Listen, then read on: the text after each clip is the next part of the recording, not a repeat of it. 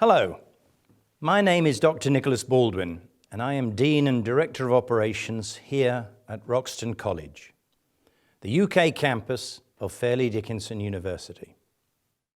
Fairleigh Dickinson University purchased the Wroxton Abbey estate near Banbury in Oxfordshire in 1963, and Wroxton College, housed at the estate, opened for students in the spring of 1965 as the study abroad campus of the university, and has been operating as such since then. The Wroxton College Online Lecture Series 2021 is in aid of the Wroxton College Now and Forever appeal, ensuring support for the college both now and for generations to come.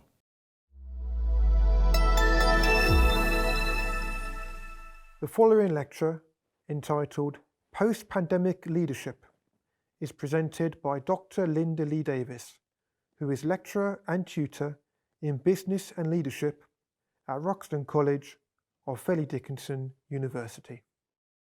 Okay, we're going to talk in this lecture about post-pandemic leadership, and we're looking at what we have to do and why we have to do it.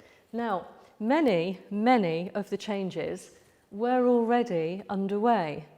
And what's really happened with the pandemic, it hasn't necessarily created lots of new problems. It's basically sped up everything that was already happening. And this is what, as leaders, we need to look at more and more, because we were already changing. We were being more predictive. We were looking more strategically at technology and those sorts of things. And if you look at all of the different changes that were going on, we had demographic changes already happening with age groups, etc., and imbalances in the workplace. We've had social change, we've had technological change, and we've even had attitude change. These were all happening pre-pandemic. And that has now acted as a catalyst. So what was already an evolution of change is now a revolution of change. And leaders now need to look much more quickly and react much more quickly to the changes taking place. And indeed, other than react, we have to proact and predict what's going to be happening over the next few years. So what does that mean for us as leaders? We then have to think about being much more flexible on the choices about how we work, where we work, and with whom we work. And that's what I'm going to try to cover in this hour with you today. So many changes to look at. So staff are no longer merely defined by the role that they have. It used to be you go in to do a job, but now the pandemic and many changes that were taking place beforehand, and the pandemic has sped that up. Now what's happening is we're looking at a more human element. Remote communications on the Zoom that we all love have now meant that we as leaders have had the privilege of going into people's homes. We are there with their cats, dogs, children, everything, and we are visiting their homes in order to lead them, in order to teach them, and this has caused a massive change in the way we now need to regard people who come into our workplace as a whole person, rather than just the job they do. So an enforced situation has given us, I think, a great plus, because we now look at that whole person and we can look more deeply at their motivations, the why they work, not just to pay the bills, but the family, the careers. And this really is such a great privilege. What a privilege to be able to be part of someone's life, and it's a great place from which to form a better leadership service. And I do accentuate the word service, because over the last decade or so, leadership has been changing much more into the service of the people that follow you. And it also means that we're better able to navigate those other speeded up changes, many of those changes. So we are able to do that because we can talk to people on a more human level. So we're more output driven. Instead of checking somebody with a clipboard, checking what time they turn up, and checking our tasks off a list, what's happening now is we've become much more output driven. And what matters is the quality of the work that that person produces, not necessarily when they do it, etc. What we now look at is the fact that it's done, and it's done in a motivated way. So there's less focus on 9-to-5 presenteeism, much more focus on flexibility in working, work around family life, work around other things. The options, the hybridity, the options to work in the office and at home. Already, many employers have already put into place a system where you can go into the office for a couple of days a week and you can work from home several days a week. And these flexibilities are already happening. Much more understanding of the work-life balance as long as the work is done, and also far less hierarchical.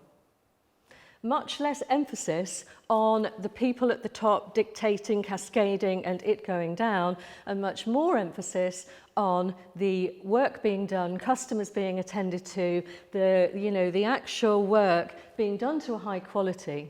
And what's happening there is much more an emphasis on polylog.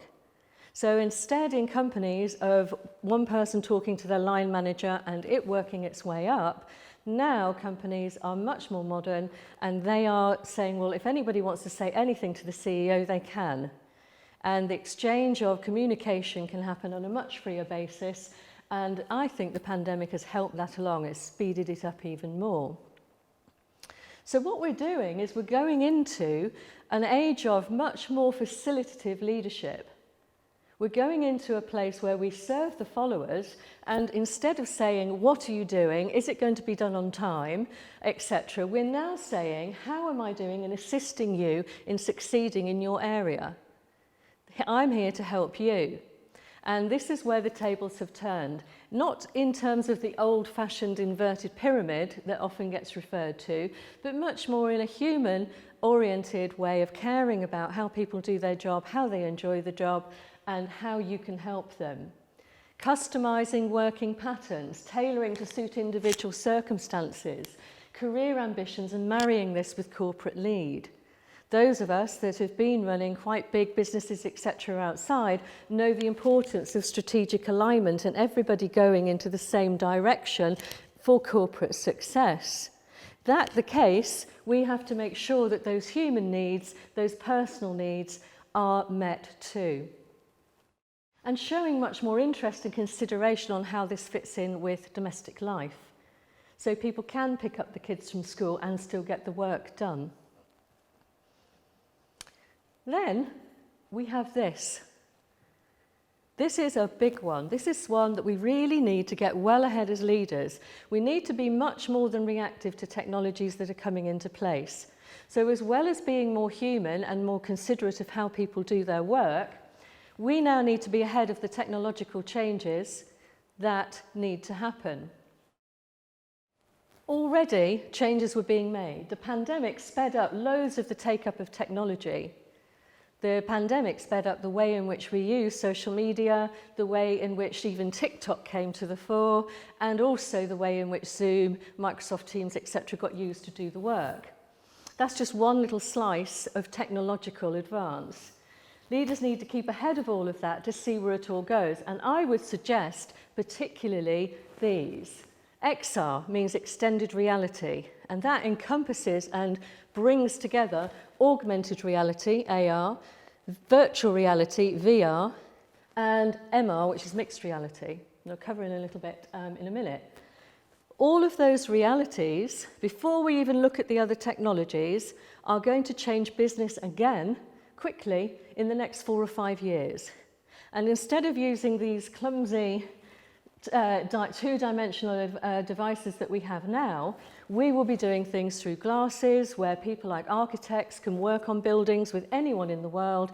They do this in the air. You can answer the phone in the air. Everything will be overlaid with data and information. That's going to change leadership again, and these things are speeding up. The pandemic has helped this speed up. Also, let's look at robots, i.e. artificial intelligence. Drones are already delivering pizzas in New Zealand. 3D printing already. These things are happening and changing the working world, along with particularly social media. The use of social media has kept everybody going and motivated through the pandemic. And I've done a longitudinal study on TikTok and writing an academic paper on it. And actually, you've seen the cultural shifts in people being brought together and how businesses are advertising and operating on TikTok with short videos and everything much more dynamic. And so these things have also changed. And it's very important that we think about keeping abreast of that.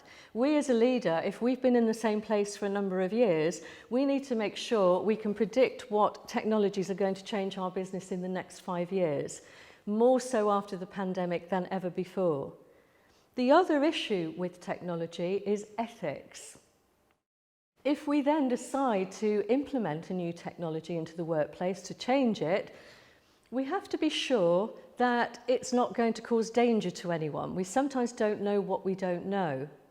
So if we remember back to the days where we had those lovely beige Lancet computers, big clunky things on a desk, and then suddenly a year or two later we had repetitive strain injuries, ergonomic issues with the height of a person's desk, eyesight issues, and those sorts of things we don't know are going to happen until it's implemented. So that's why it's important to reduce those risks as a leader, and because the technology is now going to come in faster and faster. Keeping staff abreast of all of that, keeping them up to date with all of that, but, and I say but, because what you don't want to do, and we're going to go into intergenerations in a minute, you don't want to make one generation of worker, staff member, feel left out. So a mixed reality approach, and one of my publications with Manchester University was about team-based mixed reality. And that means when in the workplace, particularly post-pandemic with all the changes, you are implementing systems that mean that everyone is respected for the way in which they work. So older generations are learning the technology as they go in a way that's friendly, not in a way that's fearful. And younger generations are learning the, if you like, the wisdom of experience and actually seeing how some things don't always work out how you plan. And when you mix the reality and you make sure that everybody is happy and respectful of each other. Because at the moment, particularly with technology going in as fast as it is, and now due to be even faster, we get a real danger in terms of leadership of certain staff members feeling like they're not appreciated. And we'll look at the different generations in a minute. But when the youngsters come in, it wasn't like when I started work, where you made the coffee, worked your way up, etc. They come in with a lot more knowledge now. It's very, very different. And they see things a different way. So we'll look at that. And this is why it's quite important to have a healthy, intergenerational, team-based, a mixed approach to looking at how that's all going to work fairly for everyone in your team and keep everyone motivated without putting somebody's nose out of joint. Very important. Now, talking about generations, let's have a little look. The other thing that's become very, very evident, and it's particularly born in social media, etc. at the moment, is that intergenerations, different generations can work really, really well together. And good leadership will ensure that. Bad leadership will mean that there's arguments and conflict that should not take place. And what we look at with intergenerational leadership is we embrace the understanding of each generation, but we also shape the future. So if we look at working tenures being longer, people are easily working till late 60s, 70 now, and we have to accept that that is a norm. People are younger and healthier. And I know very, very good people later in their 70s still working and wanting to work because it's really important, it's part of their life. And that the case, we need to make sure that we embrace all of the, what essentially are 4 different generations. There are lots of different labels, etc., but these are the main accepted ones, where you've got the classic boomers, the older generation after the war, and you've got then Generation X. Then you've got the millennials, Generation Y, and currently the young people coming into the workplace are the Gen Zers. And if you look at the difference in age, you've then got to also look at the difference in perception, the difference in understanding of things. So one of the best ways of explaining that would be if I go back to when I was taught at school. It was no less good than people being taught now, it's just different. I learnt in a linear way and it was more two-dimensional. So my logical brain solves things in a linear, more two-dimensional way. But my Gen Z counterparts are used to gaming and they're used to different platforms on social media and they think of the world in a 360 way.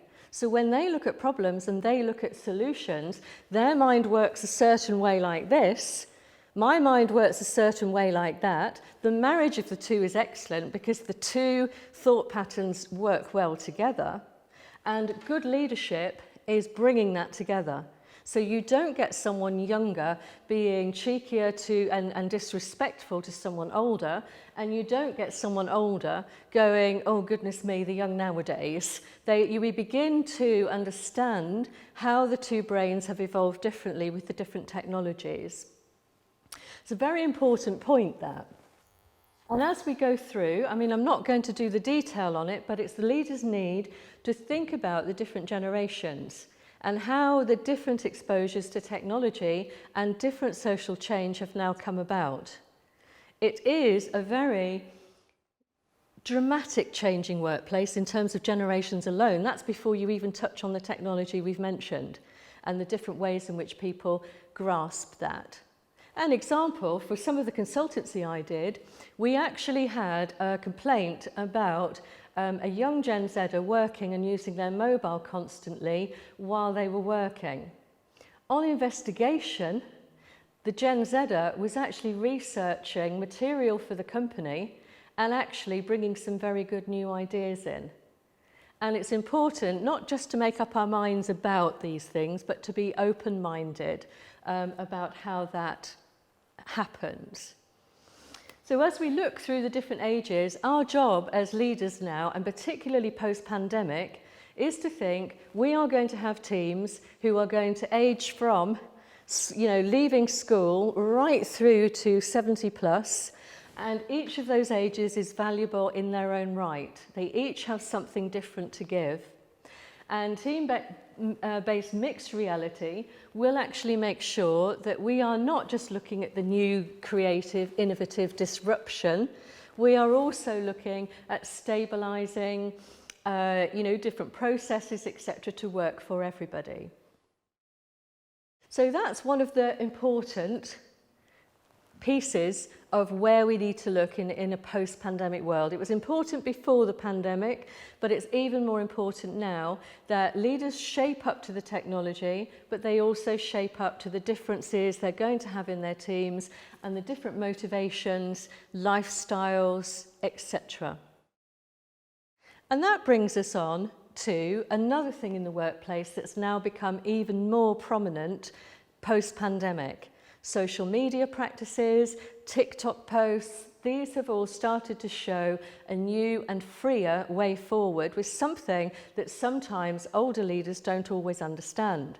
But the world has changed and this is here. So we now need to really think about how we incorporate all of this into the workplace on an even. Nobody should feel in any way excluded or different, in any way because of bad leadership. So the leadership needs to be inclusive, and we need to think about not just the obvious homosexuality, etc., which we've all seen is norm now. We're also now looking at an age where the Gen Zers are coming through and they are much more free with their identities.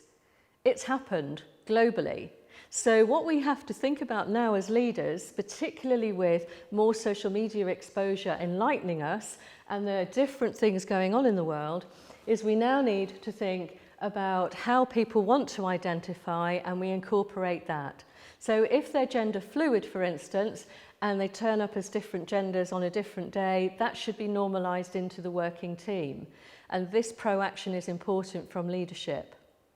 And in terms of things like transgender, one of the most problematic things in the last few years, when you look at some company issues, have been bullying, discrimination, these sorts of things in the workplace, which in this day and age should not happen. So what we have now is many more of these things coming to the forward. They were there already, but now we live in a world where instead of being told how we live, which was the experience of many of us, we now accept and appreciate the individual who then decides how they want to use their life on the planet. And if they choose to use that life, then it's their life to use it like that, and it's not for us to try to quash that. So as leaders, we need to be informed, enlightened, and we need to embrace all of those differences. So equalism is a really important part of post-pandemic leadership. We see the government saying we're going to be greener, we're going to be this, we're going to be more equal when they do their post-pandemic planning. And this is now the case for all leaders. We are going to be even more equal than before, and people can identify in a way that they wish to and not feel segregated because of it. So intergender leadership is really important, and some of the different things that we can look at, I've said most of that already, but looking at things like the pronouns and the preferences and bringing them into the workplace where necessary. And you may have already noticed, and indeed FDU are very good at this, you'll notice at the end of emails that there's pronoun preferences often put in brackets. So there'll be, a name at the end of an email, and there will be, pronoun he, and or she, her. So it's a case of now incorporating that into the systems as well. The other thing I've found on the consultancy side particularly is banter. And we all like a bit of banter. Okay, a little bit of fun at work, etc. But let's look at how that's changed through the years. We used to make fun of all sorts of things in the 70s, the 80s and 90s that it's simply not okay to do now. You really cannot do it. And some older attitudes don't understand that. Now, that's not because they are, sexist or racist or anything like that. It's just simply because of a culture that's been, they're part of that. It's something they've inherited as they've gone along in the workplace. But now, in 2021 and onwards, you really, as a leader, have to educate staff, and you have to think very carefully about what banter is allowed, how people are prepared to be teased. And a really good example of that is wolf whistling. Now, women of my generation, didn't mind the odd wolf whistle, thank you very much. We felt it was a compliment. But now, if you talk to younger women, Gen Zers, that's completely out. It's not something they will accept. And these are the differences that we have to take on board. Just because what we did was okay doesn't mean that it's okay now. So post-pandemic leadership means enlightening ourselves and making sure that, the teasing in the workplace, the different things, the initiations, are another one, where you would have to really think about, hang on a minute, is that in any way going to go against, something like that? So for instance, many of our references tend to still be gender biased, and you may well have people on the team that are gender neutral. So again, you've got to be really careful, and it is a minefield. So what I tend to do as a slightly older leader, I will always say to Gen Zers, I'll always say, look, I really apologise up front if I occasionally say him instead of her. That's simply, it's not anything to do with you, it's simply an inherited thing, and it needs to be evolved out. And they understand that, they're happy with that. As long as you are appreciative of how they want to identify. Okay, that then brings us on to international. Oh, there's loads on this, but in the same way that we've looked at technology, we've looked at the different age groups, we've looked at different genders, we're now in that, they're all mixed up together, but we've also got to look at different races, different religions, different nationalities. So when we are doing this, and we are in a global world, FDU is a global university and it produces global leaders. Even if you are operating your business from home from the front room, You are a global business because global business comes to you. And all of us doing Zooms and that at the moment, and have been over the pandemic, we've been talking to people all over the world. So the world comes to you. But what we need to do with post-pandemic leadership is we need to speed up again an awful lot more in terms of the workplace processes and make them more friendly. And when we look at things like the Black Lives Matter movement, we're looking at the different things that are coming to the fore. People are really using their voice now, and they want to see those international differences in processes in the workplace. There's a big misunderstanding with the BLM movement in that, oh, well, why is it just black lives? Well, actually, the BLM movement is representative of all lives. So it's actually incorrect to say all lives matter in response, because actually it represents all lives. It's the way in which it does it, and it's 13 principles. But all of that coming forward and us being appreciative of different nationalities, it's all about systemic discrimination. This is not just the direct stuff that we see on the news, like with the Floyd case. This is a case where processes, calendars, meetings, they are all geared perhaps to one particular nationality or one particular religion. A good example is our calendars. If you look on an Outlook calendar and you look at your holidays and you look at the different things available, it's very much geared up to Christianity. So, you know, if you are, perhaps I don't go to church as often as I should, but, you know, if you are Christian and you celebrate Christmas, you will be tending to get time off to go and do some of those different things and celebrate with your family. But what about my lovely Asian friend who has Diwali in November? What about Ramadan and Eid and Muslim friends? These are not necessarily part of our calendar. And in the workplace, we now need to approach a multinational team, as well as a multi-age team, as well as a multi-gender team. We need to make sure that we are absolutely ahead of that. Not just woke, as everybody says, but actually ahead of the different changes going on. So we're not just accepting the difference, we're actually proactively incorporating them into our systems. And we're changing our calendars, and we look at all the different needs. We don't wait for somebody to say, I need to pray several times a day. We cater for that, just as we would cigarette breaks or anything else. We don't wait for people to come and say, I need to dress like this. I'll be wearing my hijab or my niqab. It should be normalised. It should be okay. Everybody should have the diversity and inclusive training that makes sure that this is not an issue.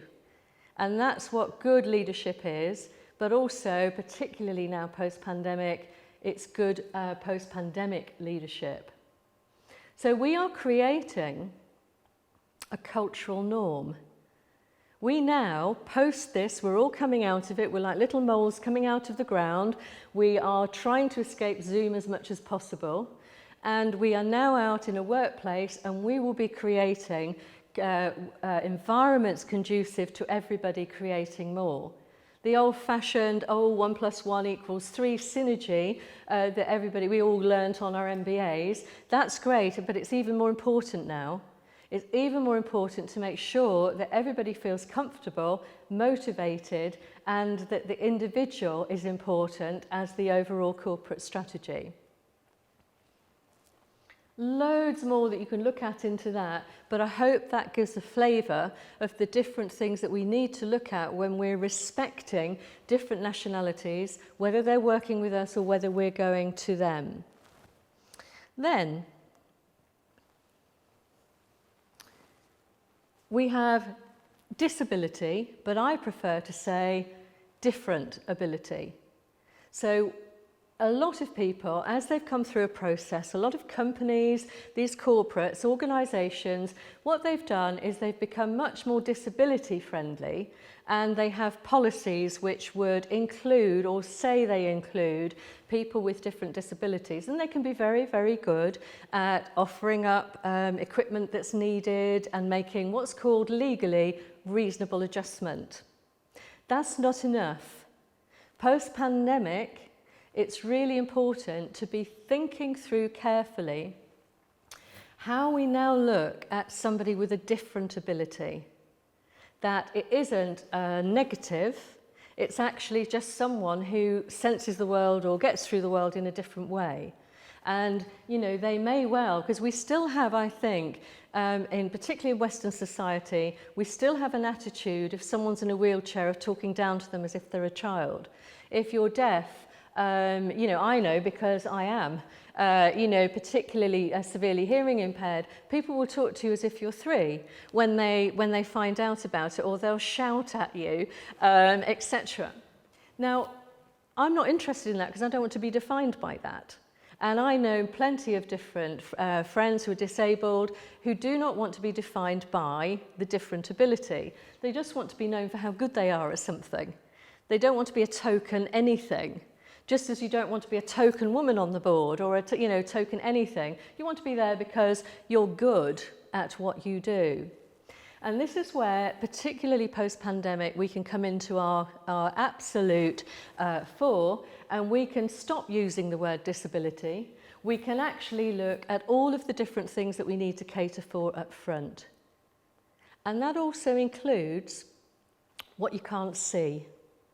And you'll see from the press and everything globally that there's a much increased awareness of mental disability or mental different ability. And if that's the case, we now need to think, if a person does need a duvet day here and there for depression, etc., isn't it better to be approachable and for them to be able to take it and help them along with those things and understand how it works?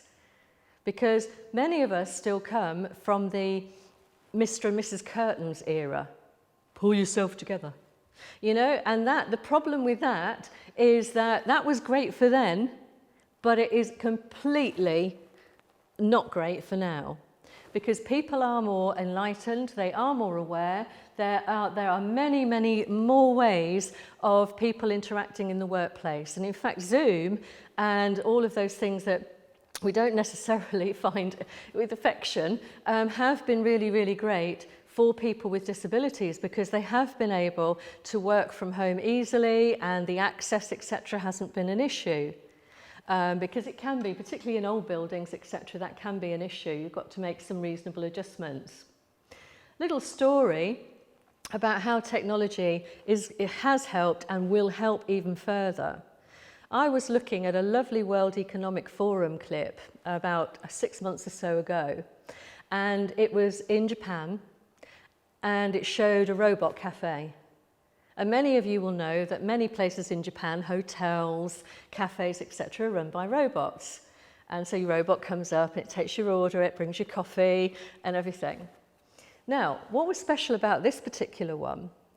The clip comes away and it pans to a block of flats. And it goes into the room of one of those block of flats. And on the floor in that flat is a quadriplegic. And the quadriplegic has one of those sticks that he can operate his computer from. He was the robot serving the coffee.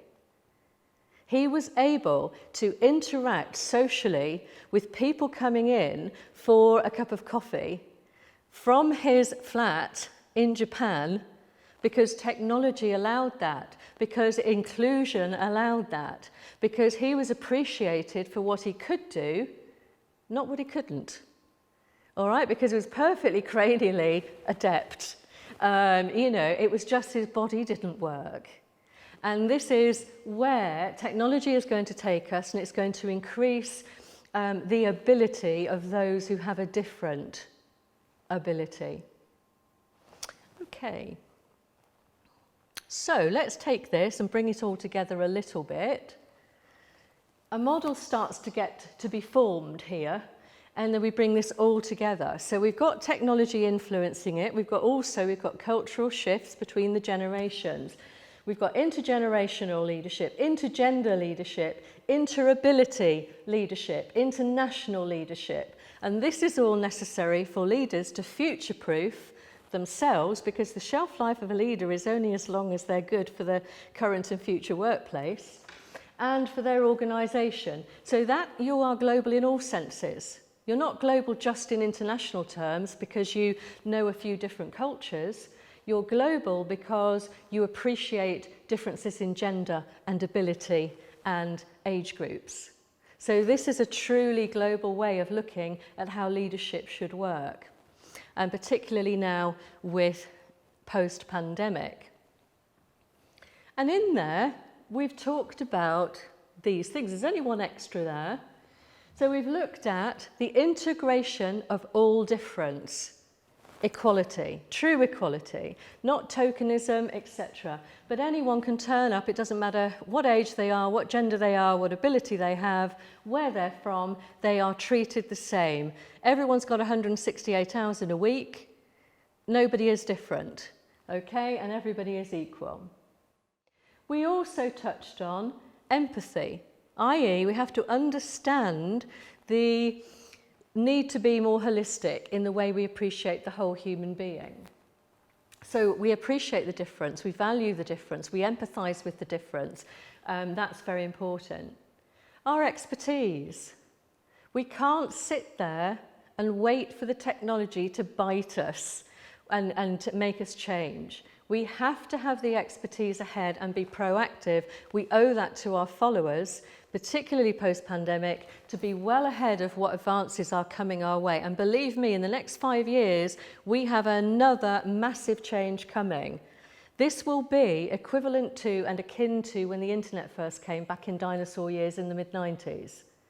And I remember back then having to implement that. It was a massive change, very exciting, but now leaders are going to have to be expert and implementing augmented realities and all of the different things that we've said. Setting a good example. You can't be the leader that says, oh, well, we've done it like this for 30 years and this is how we're going to do it, again. We have to change.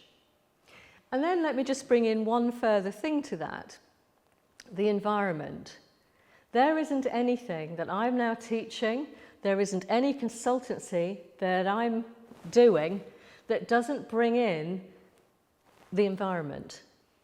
And it's very important to be thinking about that. I'll mention that a little bit more in a minute. But let's bring what we've said together. And this is my LLD post-pandemic leadership model. It's going to go into a current paper I'm writing. And essentially, you've got all of those things I've talked about, intergender, etc. on the outside, and you've got those different empathy, expertise, etc. in the middle. And this is just a nice little easy block to assist leaders in thinking, well, have I thought of that? What do I need to do in intergender terms or interability terms in my company to make it better? So, post-pandemic leadership. It's a fresh start to do things better than we did before. We only needed to be listening to Boris the other day at the G7, and there he was saying we go forward better than we did before, and these things need to be incorporated into that. We need to get ahead and be more predictive by increasing our own expertise. We need to ensure true embedded equality. Not token, oh, we need one of those on the board, so let's have one woman, or let's have one disability. We need to actually, day to day, have that as something that's just a norm. So people are educated to do that and set a better example to be different leaders for the future, because we are teaching, by our example, those lovely, fresh, young people who will be our future global leaders. And then we also need to look at this. Is this really important now? To create a better working environment and align activities to the UN Sustainable Goals. And I've got these here. They are the 17. And the reason these are important is because they were brought out in 2015, and by 2030, that's the target. There are 17 different categories where there are United Nations targets for the world to be more equal. Now, if the world is going to be more equal, then organisations and nations need to be more equal. So they have to have their own targets set to fall within these different goals. And they cover the whole range. Sustainability isn't just about the environment in terms of water, land use, cities, etc. And that's important, of course it is. It's also about equal access to everything, equal access to education, equal access to good housing, equal access to social care, equal access to health care. And those are the things, if you like, when you're looking at post-pandemic leadership, we're going to have more of a focus on this because we've got 9 years left. In fact, tell a lie, 8.5 years left. Okay? So if we've got 8.5 years left to fulfill these goals, it's much more than, right, petrol cars are going to be banned from. It's much more than that. It's about organisations taking responsibility, not just for the waste they produce, but for the way in which they treat people.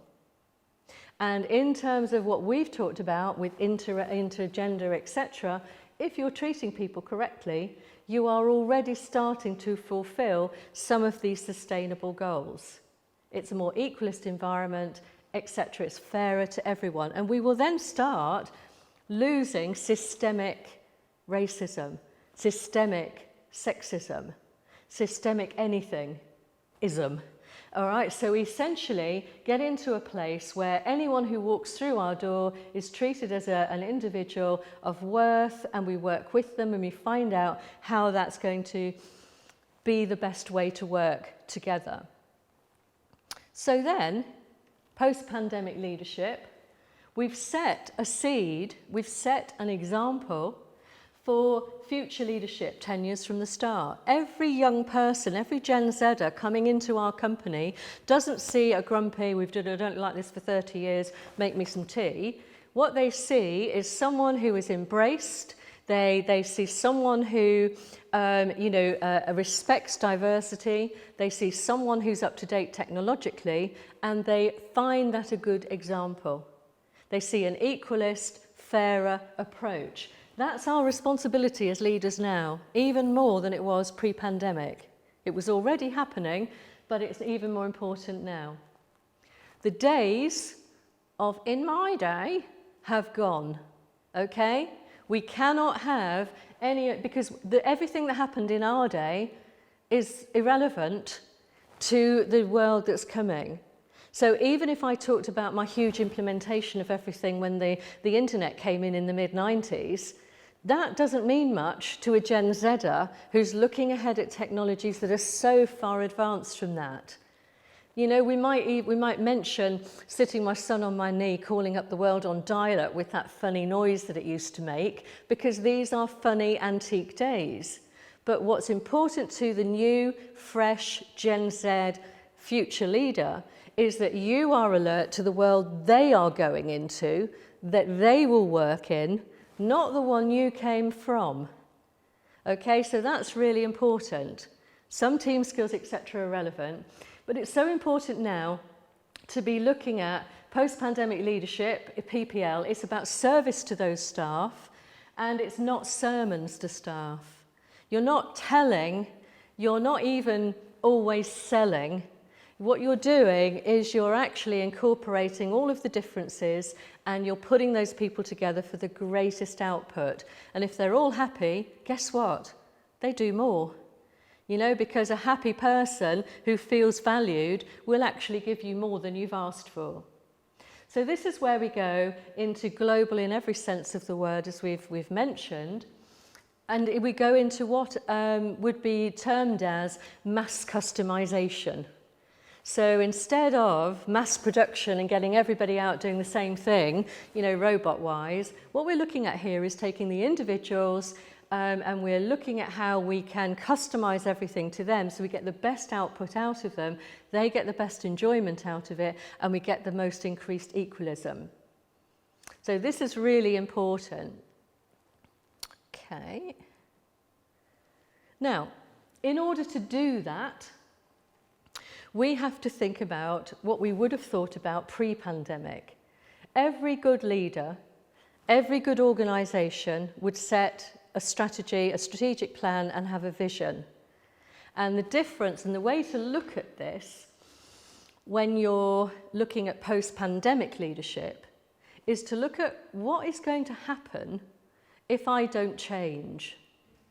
What is going to happen if I actually stay the same and just let things happen to me and be reactive? And one of the models that I did a few years ago now will sort of show what can actually happen if you fail to change. If you don't have everyone pointing in the same direction, if you don't get people sold into a vision, if you don't make sure that they really want to work for you, not have to work for you, that you inspire them, that you are a good example to them, that you will look after them. So that the case, look at what happens if you don't do that. Four things. Four things happen. And one of the first is that you divide the organisation up.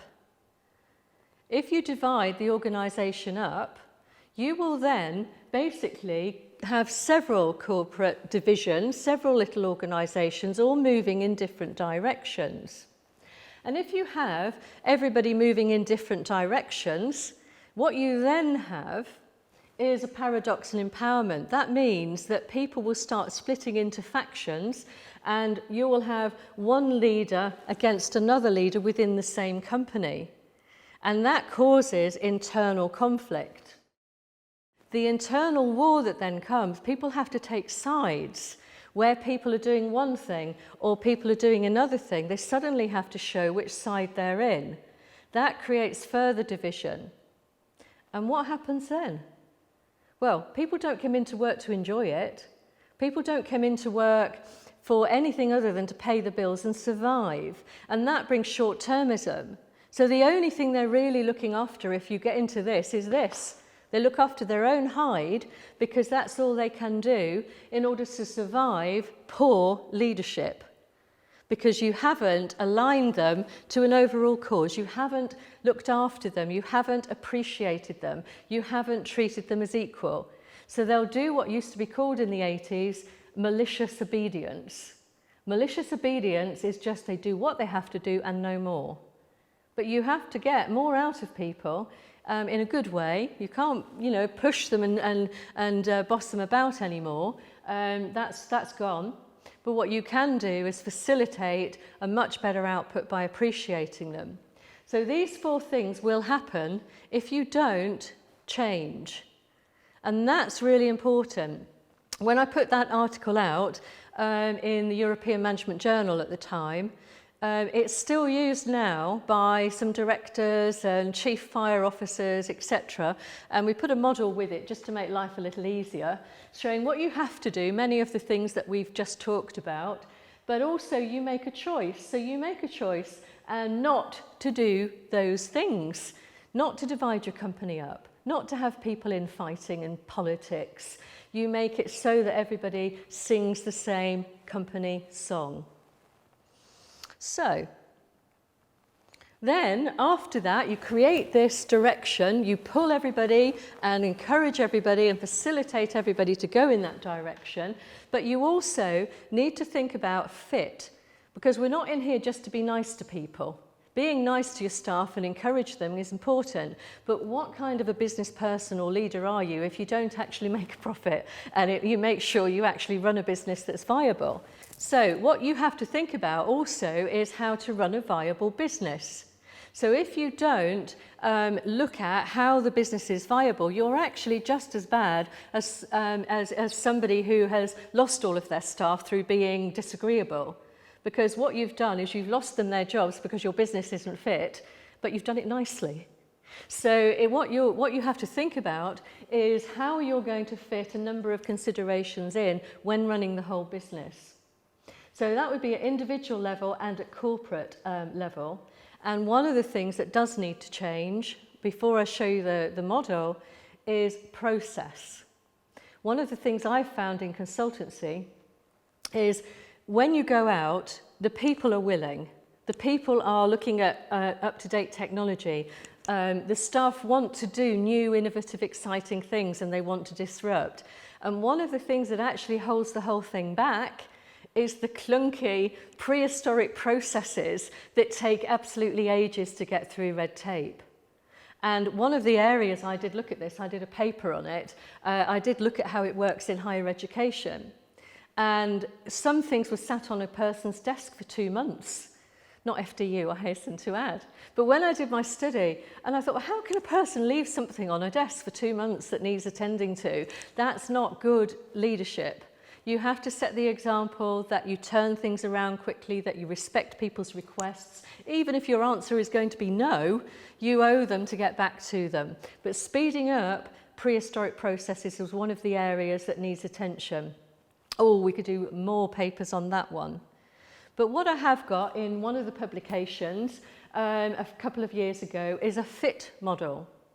And I've left this on the slide so they can be used by people. But essentially, it's looking at the things you need to look at. Like we've just said, looking at the future and the change context. We've just done quite a bit on that in this lecture. But we also need to have the business financial brain working well and to think carefully about what things cost, what repercussions there are, what investments we need to make, etc.